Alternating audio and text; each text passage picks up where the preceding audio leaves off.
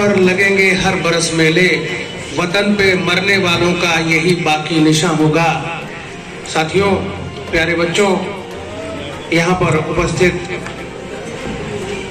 शोहरतगढ़ के चेयरमैन साहब, एसडीएम साहब, तहसीलदार साहब, प्रधानाचार्य जी एवं स्वतंत्रता संग्राम सेनानी। सोहतगढ़ के शहीद बुधई स्मारक स्थल पर राजा सुहेल देव की जयंती मनाई गई। कार्यक्रम में पहुंचे मुख्य अतिथि एवं विशिष्ट अतिथियों ने महाराजा सुहेल देव के जीवन वृत्तांत पर विस्तार से प्रकाश डाला। सुहेल देव का नाम शायद कम लोग जानते होंगे,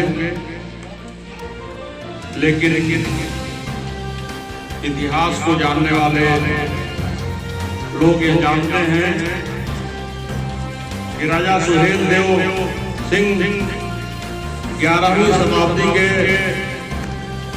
एक राष्ट्रवादी राजा थे और उन्होंने कितनी वीरता के साथ बहराइच में मुगलों से युद्ध किया था, बल्कि मुगलों से मत कहिए, यवनों से युद्ध किया था, क्योंकि मुगल तो बाद में आए थे। और महमूद गजनवी के सेनापति से उनका युद्ध हुआ था। महाराजा सुहेल देव ने इस क्षेत्र के, अपने क्षेत्र के, श्रावस्ती क्षेत्र के हिंदू राजाओं को एकत्रित किया और उससे विशाल सेना का निर्माण कर मसूद गाजी को परास्त किया। ये अपने आप में बहुत गौरव का विषय है। और उस जमाने में लोगों को एकत्रित करना, राजाओं को आपसी जो आसपास के हों, जो एक दूसरे को हमेशा जो है निगलने का प्रयास करते रहे हों, उन्हें एकत्रित करना ही एक बहुत बड़ा कीर्तिमान रहा है। हम अपने स्वाभिमान को पहचाने, अपने ही शहीदों को देखें कि आखिर में उन लोगों ने अपना बलिदान क्यों दे दिया देश को बचाने के लिए, देश को सुरक्षित रखने के लिए। तो हमें आज उन लोगों ने इतने ऊंचाई पर पहुंचा दिया है, इतना सुरक्षित कर दिया है कि हमें बलिदान देने की आवश्यकता नहीं है, केवल हमें सतमार्ग पर चलने की जरूरत है। ये जो इतिहास बताया जा रहा है वह बहराइच के उस मेले से संबंधित है जिसको आप काले मियाँ का विवाह या गाजी मियाँ का विवाह या और भी कई तरह से जानते हैं। इसमें मुख्य बात यह है कि गाजी मियाँ थे कौन, क्योंकि जब हम महाराजा सुहेल देव की बात करेंगे तो गाजी मियाँ को भी समझना जरूरी पड़ेगा, क्योंकि महाराजा सुहेल देव के प्रतिद्वंदी गाजी मियाँ ही थे, लड़ाई उन्हीं से हुई थी। तो ये गाजी मियाँ बने कैसे? तो गाजी मियाँ वास्तव में अफगानी थे, अफगान से आए थे और ये महमूद गजनवी के भांजे थे। महमूद गजनवी कौन था? जिसने सोमनाथ मंदिर को कई बार तोड़ा, कई बार लूटा और वहाँ के शिवलिंग को तोड़ करके ले गया और अपने देश में वो उसे तोड़ करके और वहाँ की सीढ़ियों में लगवा दिया, यानी शिवलिंग का अपमान करने के लिए ये काम किया। तो लेकिन इतनी बार आक्रमण करने के बाद भी महमूद गजनवी ने कभी ऐसा नहीं सोचा था कि मैं भारत पर साम्राज्य स्थापित करूंगा, यानी कि उसका एकमात्र उद्देश्य था लूटना। जब भी आया लूट के ले गया। लेकिन उसका भांजा जो था उसका नाम था सालार मसूद गाजी। तो गाजी नाम मैं वही बताना चाह रहा हूँ, गाजी नाम नहीं था उसका, गाजी तो बाद में लोगों ने रख दिया, वो सालार मसूद ही था। तो सालार मसूद 16 साल का ही था, तो उसने ये प्रतिज्ञा किया कि जो काम हमारे मामा ने किया है बार बार भारत में, वो उस काम को मैं आगे बढ़ाऊंगा। और उसने यहाँ पर एक साम्राज्य स्थापित करने की मंशा बनाई। और जब उसने 1033 में, सन 1033 में, यानी 11वीं शताब्दी में जब भारत पर आक्रमण किया तो इसी उद्देश्य से किया कि हम इस धरती को मुसलमानों से भर देंगे, यानी सबको मुसलमान बना देंगे। और अपने प्रयास में काफी हद तक सफल रहा। बहुत ही जबरदस्त सेनापति था और बहुत सारे राजाओं को पराजित करते हुए, बहुत रक्तपात करते हुए और यहाँ अयोध्या होते हुए बहराइच पहुंचा था। यहाँ के राजाओं ने जब जान लिया कि अब हमारी तरफ आ रहा है, तो राजा सुहेल देव सिंह के नेतृत्व में सारे राजा इकट्ठे हुए और कहा कि अब इसको इधर नहीं आने देंगे और इसको मार के भगा देंगे। तो युद्ध हुआ और ये मारा गया।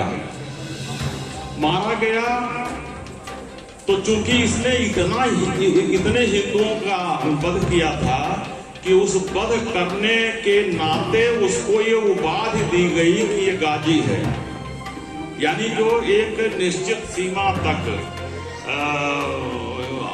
हिंदुओं की हत्या या और भी नृशंसता कर सकता है, उसको गाजी कहा जाता है। ये गूगल सर्च करके मैं बता रहा हूं। तो ऐसे जब वो मर गया तो मुस्लिम लोगों ने उसको गाजी बना दिया और गाजी के नाम पर वो फिर 16वीं शताब्दी आते आते फिर वो पीर हो गया। और जिसकी कि हमारे हिंदू लोग बाले मियाँ कह करके जा करके मत्था टेकते हैं बहराइच में और वहाँ पूजा करते हैं। तुलसीदास जी जो कि 16वीं शताब्दी में पैदा हुए थे, तो 11वीं शताब्दी की सारी घटना को जानते थे। तो वो भी बेचारे अपने किताब में रोए हैं दोहावली में कि ये हिंदू आंख के अंधे हैं और जा करके वहाँ मत्था टेकते हैं जहाँ पर उन्हीं को तबाह बर्बाद करने वाले का मजार है। तो मेरे समझ से आज हम जो महाराज सुहेल देव की याद कर रहे हैं, तो हम गाजी मियाँ के पैरेलल, गाजी मियाँ के समानांतर उस सत्य घटना को याद करने का प्रयास कर रहे हैं कि गाजी मियाँ बने कैसे। तो गाजी मियाँ से हमको प्रेरणा नहीं लेनी है, हमको प्रेरणा लेनी है महाराजा सुहेल देव से। मेरे समझ से सरकार की यही मंशा है कि जनता को सही इतिहास की जानकारी हो, ताकि वो समझ सके कि हमारा असली मसीहा कौन था और जिसको हम पीर मान करके अपने रोग से बचने के लिए, अपनी गरीबी से बचने के लिए बार बार हम पहुंचते हैं। वो हमारा शुभचिंतक नहीं, वो हमारा शत्रु था। महाराजा जी के चरणों में उनके जीवन को हम सभी अपने संकल्प के रूप में लेते हुए इस धर्म और समाज के प्रति बढ़ चढ़ करके हिस्सा लेते हुए, हिस्सा बन करके आप सभी के बीच में कार्य करते रहेंगे।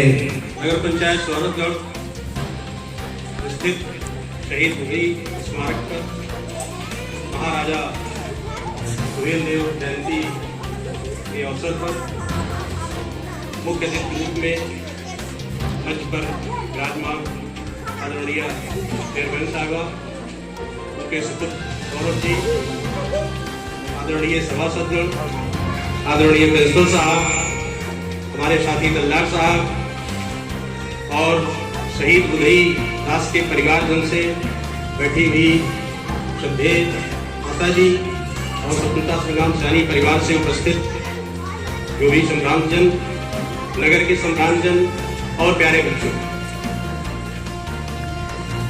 वर्तमान सरकार द्वारा हमारे इतिहास के पन्नों में जिन महत्वपूर्ण व्यक्तियों को, जिन्होंने देश की आजादी के लिए विशेष योगदान दिया या अपने प्राणों को न्यौछावर किया, लोगों को एकत्र करके विदेशी आकांक्षाओं को परास्त किया, उन्हें इतिहास में यथोचित स्थान न मिल पाने के कारण अब ये कार्यक्रम प्रदेश सरकार के निर्देश पे आज पूरे प्रदेश में चलाया जा रहा है। जितने भी शहीद स्थल स्मारक हैं हर जगह महाराजा सुहेल देव के बारे में लोगों को जागृत किया जा रहा है। अभी हमारे प्राचार्य जी ने, संस्कृत के आचार्य जी ने बहुत विस्तार से महाराजा सुहेल देव के बारे में बताया। वो आपके पड़ोसी जनपद के ही महाराजा थे। उस समय महमूद गजनवी का आक्रमण पूरे देश पे चल रहा था, क्योंकि हमारा देश तब छोटे छोटे टुकड़ों में बटा हुआ था। आज तो हम एक अखंड भारत के रूप में हैं, सब एक साथ हैं, लेकिन उस समय की जो स्थिति थी, देश टुकड़ों में बटा हुआ था। कोई भी विदेशी आक्रांता आता था, वो धीरे धीरे एक एक राज्य को कब्जा करते हुए पूरे देश पे कब्जा करते। ऐसी स्थिति में जबकि मसूद जो महमूद गजनवी का सिपाही सालार था, बहुत कम आयु का था, उसने कई राज्यों को एक तरफ से विजय प्राप्त करते हुए आगे बढ़ रहा था। यही सतरीक, बाराबंकी में सतरीक है, वहां उसने एक अपना स्थान बना लिया और वहीं से वो नेतृत्व कर रहा था। तब इधर के जो हमारे अवध प्रांत के राजा लोग थे, सब इकट्ठे होकर के महाराजा सुहेल देव से मदद मांगी और ये कहा कि आपके नेतृत्व में अगर हम लड़ाई लड़ते हैं, युद्ध करते हैं, तो हम लोग उसको परास्त कर सकते हैं। इसके बाद एकता का बल वही दिखाई पड़ा कि जब हम लोगों ने 20-21 राजाओं ने 20-21 राजा मिल करके तब उसको परास्त किए और उसको मार पाए। आज भी अभी बताया प्रिंसिपल साहब ने, उस गाजी की पूजा तो होती है, लेकिन महाराजा सुहेल देव की पूजा करने के लिए हम लोग भूल चुके थे। ये तो हम धन्यवाद देंगे अपनी वर्तमान सरकार को, अपने आदरणीय पूज्य मुख्यमंत्री योगी आदित्यनाथ जी को और वर्तमान सरकार को, कि जिन्होंने ऐसे लोगों के बारे में, अभी मुश्किल से 1 महीने पहले भी हम लोगों ने शहीद स्मारक पे कार्यक्रम किया था। शहीद उदय दास जिन्होंने अपने प्राणों को न्यौछावर किया अंग्रेजों के अत्याचार से, उनकी याद में हम लोगों ने कार्यक्रम किया। अब ये कार्यक्रम हो रहा है, ये कार्यक्रम इस तरह से वर्ष भर चलते रहे। अभी वर्तमान सरकार ने और कुछ कार्यक्रम किया है। सुहेल दास जी के, इसमें सुहेल देव जी के विशाल प्रतिमा का एक अनावरण लालबाग चौराहे पे भाजपा सरकार थी 23 मई 1999 में, वहां विशाल प्रतिमा का अनावरण किया गया था। अप्रैल 2016 में गाजीपुर आनंद विहार टर्मिनल दिल्ली तक सुहेल देव सुपरफास्ट ट्रेन चलाई गई। ये सब उसी कड़ी में भाजपा सरकार ही ये सब कर रही है, जो हिंदुत्व को या हिंदुओं को जगाने का काम कर रही है। और इसके अलावा महाराजा सुहेल देव के नाम पर एक टिकट जारी किया गया। उनके विदेशों पर हमें ये संकल्प लेना चाहिए कि देश की एकता, अखंडता और समृद्धता की रक्षा के लिए हम सब लोग एक रहें। आज हमारा पूरा देश अखंड भारत के रूप में एक है। हमारे पड़ोसी देश, चाहे पाकिस्तान हो, चाहे चाइना हो, ये सब बराबर कहीं न कहीं से हमको क्षति पहुंचाने का प्रयास करते हैं, चाहे वो आतंकवाद के माध्यम से करते हो। चाइना ने तो बाकायदे वहाँ मोर्चा ही खोल दिया था। लेकिन आज हमारी ताकत, सामरिक ताकत इतनी ज़्यादा बढ़ चुकी है, हम अखंड भारत के रूप में इतने मजबूत हैं कि हमसे अब दोस्ती करने के लिए जो विश्व की महाशक्ति है, चाहे वो अमेरिका हो, चाहे वो इंग्लैंड हो, इंग्लैंड ने, ग्रेट ब्रिटेन ने तो हमारे ऊपर राज्य किया 200 साल, आज वो भी हमसे हाथ मिलाने के लिए तत्पर रहता है। तो वो सब इसी चीज़ की देन है कि आज हम एक हैं और एक संविधान के नीचे अखंड भारत के निर्माण के लिए हम सब लोगों का सपना है और हम सब लोग उसमें अपना योगदान करें, उसको आगे बढ़ाएं, देश की एकता और अखंडता को अक्षुण्ण रखें। इसी के साथ मैं अपनी वाणी को विराम देता हूँ।